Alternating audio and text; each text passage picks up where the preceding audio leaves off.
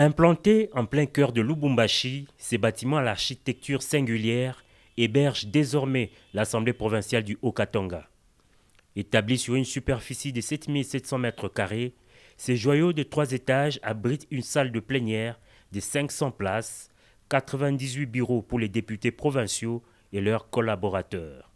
En 2019, c'était pour la pose de la première pierre qu'il était venu ici, et voilà qu'en 2024, il y revient pour son inauguration.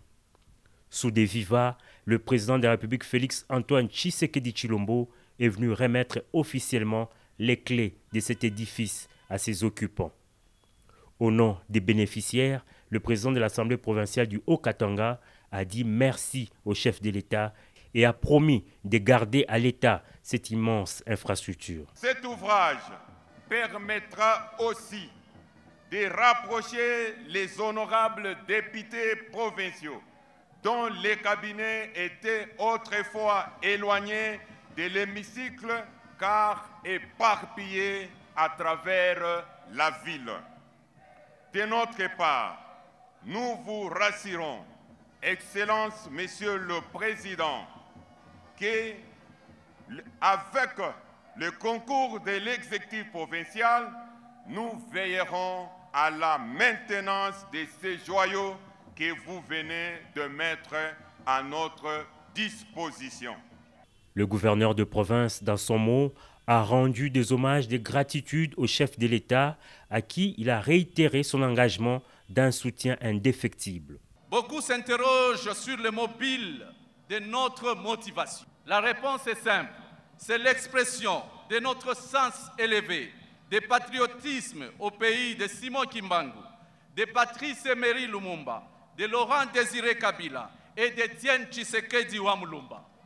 Et c'est aussi l'expression d'une loyauté sans pareille et d'une adhésion à grande échelle à la vision d'un homme qui tient à apporter de grands changements dans le vécu des Congolais. Et cet homme, c'est Félix Antoine Tshisekedi Tshilombo.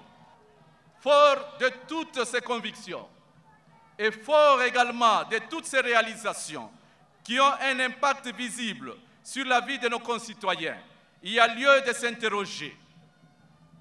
Qui s'opposerait au changement qui change les mentalités? Qui s'opposerait au changement qui change le mode de gestion de l'État et donc au changement de la Constitution? Et le clou de l'événement, c'est la coupure du ruban symbolique marquant ainsi l'ouverture solennelle de portes du nouveau siège de l'Assemblée provinciale. Un tour du propriétaire dans les différents compartiments de ces bâtiments a permis au chef de l'État d'apprécier cette beauté architecturale, une réalisation qui va sans nul doute faire des émules.